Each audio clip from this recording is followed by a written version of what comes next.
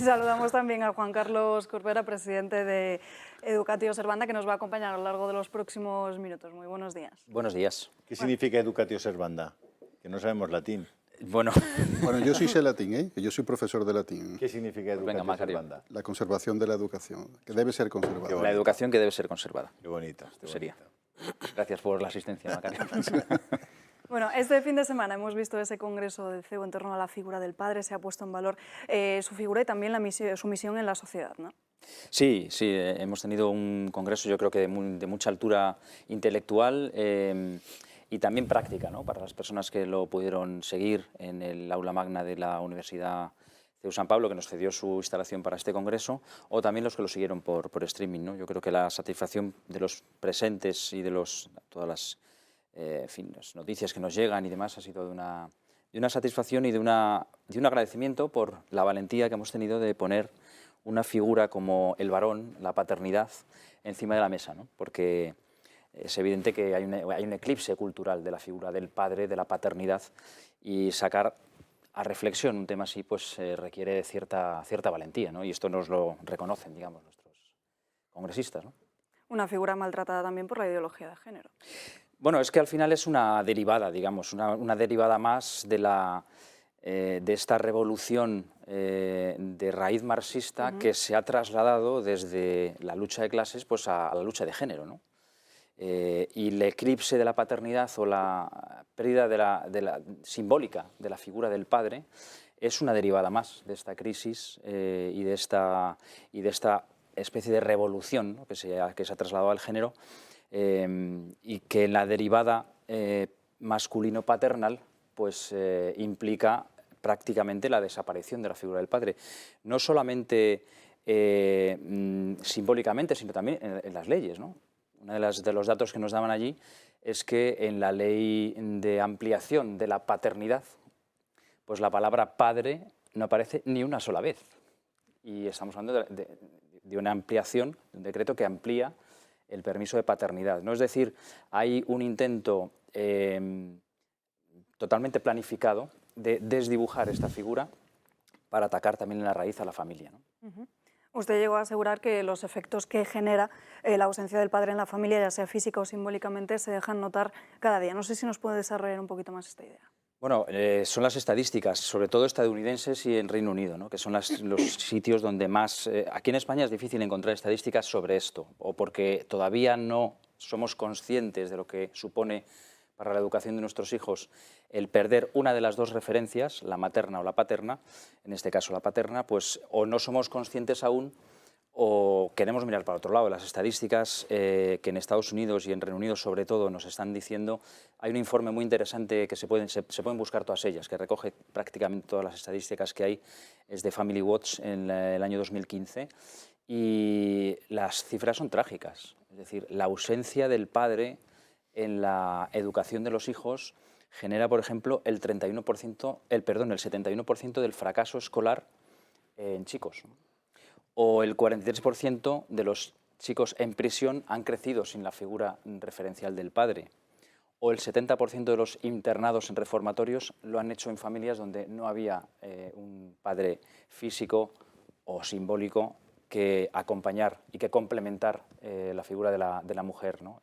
Es decir, son datos estadísticos que verdaderamente alarman. No hace falta tampoco irse a las estadísticas. Yo creo que todos, a nada que observemos un poco a nuestros niños, a los que están en los parques, vemos, o a los que están en nuestros colegios, vemos niños cada vez más hiperprotegidos, cada vez menos preparados para la frustración, cada vez más menos dependientes, y son rasgos que detectan, en cierto modo, esta ausencia de la característica fundamental que aporta el varón en la educación de los hijos, ¿no? Y esto yo creo que se ve a nada que se observe, ¿no? Julio Francas.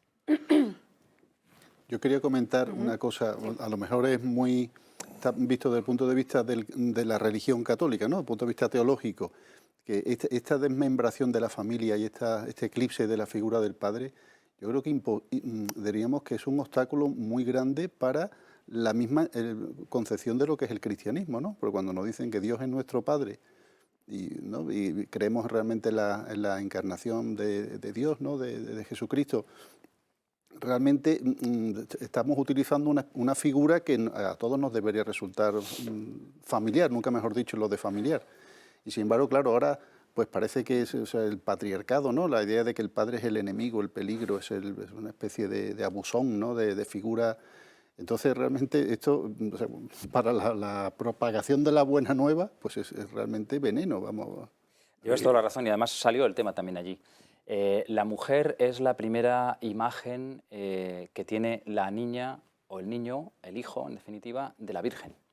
Pero el padre es la primera imagen simbólica de Dios Padre en la tierra. Exactamente. Y por lo tanto, desdibujar o trasladar una idea de paternidad tóxica, en cierto modo, queriendo sin querer, se traslada también a las figuras de referencia teológicas, ¿no? Claro.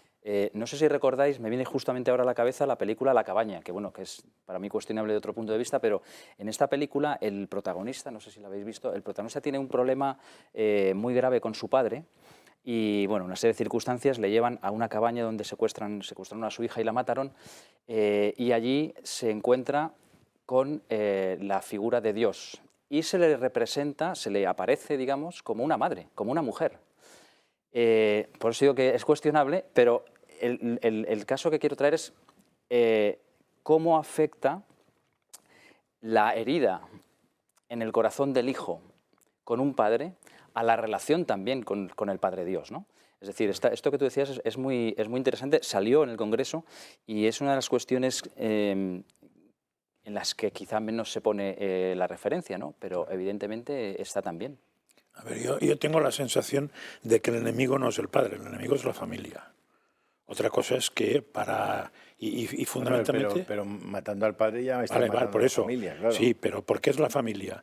Pues fundamentalmente porque si uno hace un estudio de comportamiento de la especie humana con respecto a otras, se dará cuenta que cuando el niño nace está en pelotas intelectuales, morales, físicas y de todo tipo.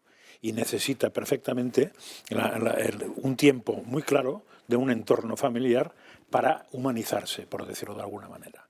Claro, si tú consigues que la madre sea independiente de la familia, que es todo el feminismo, que es la importancia es per se, no por ser un componente de la familia, y ahora haces desaparecer la figura del padre, la familia no queda nada. Y si no queda nada, no queda nada del desarrollo evolutivo normal de cualquier ser humano, que lo hace madurar.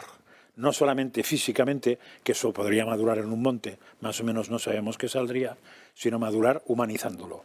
Para mí ese es el gran paquete de la historia, ¿no? Y no van a parar. Sí, estoy de acuerdo. Yo decía que era una de las ramas, ¿no? Al final el ataque es la familia. A mí me gustó muchísimo en el Congreso, un poco al hilo de lo que dices, José María, es la función complementaria que tiene el padre de la madre o la madre del padre, ¿no? Y todos yo creo que tenemos imágenes en la cabeza, ¿no? Pero esta imagen divertida de este hijo que viene de jugar al fútbol, ¿no? Y es portero y le ha metido 5 goles, ¿no? Entonces, bueno, viene pues hecho polvo y entonces recibe el consuelo de la madre, el abrazo, no te preocupes, y la disculpa, en cierto modo, por esta afectividad que tienen las mujeres mucho más a flor de piel, ¿no?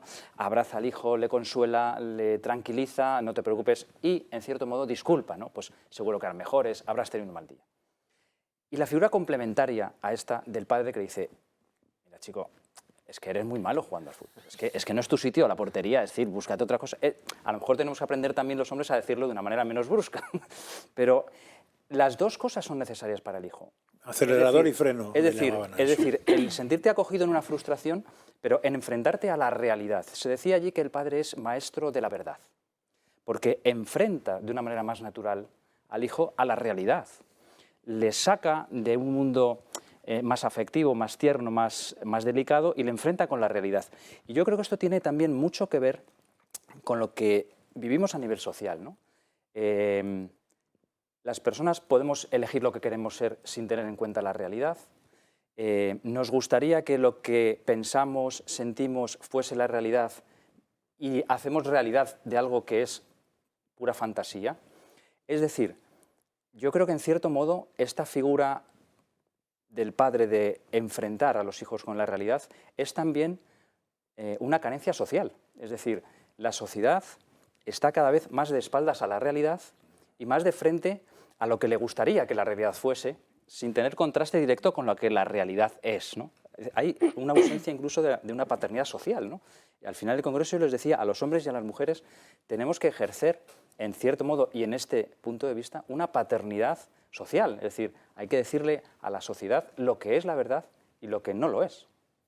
Juan Carlos Corbera, no tenemos tiempo para más. Déjame hacerle un apunte, porque evidentemente ese odio a la familia y ese principio destructor de las relaciones entre el hombre y la mujer es muy comunista, ¿no? Esta figura en los escritos de Marx y Engels, y además es muy comunista contradictoriamente, porque justamente en la familia no puedes hablar de propiedad privada, en la familia no puedes hablar de precio, los intercambios son gratuitos, es todo lo contrario.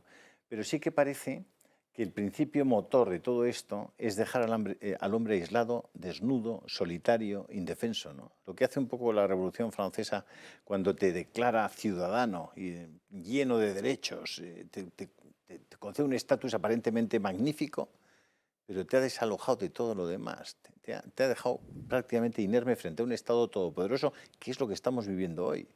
Sí, es un poco el hombre desvinculado, ¿no? Que está permanentemente cortando, o le están cortando las amarras a puertos seguros, ¿no? El puerto seguro de la familia, el puerto seguro de su historia, de la tradición de su país. Con todas estas desvinculaciones, al final lo que tenemos es un barco en el medio del mar, a la deriva, y con las velas preparadas para ir al viento, a donde sople el viento, ¿no? Entonces, efectivamente... Lo que decía el poeta, el mar es grande y mi barca tan pequeña. Pues sí.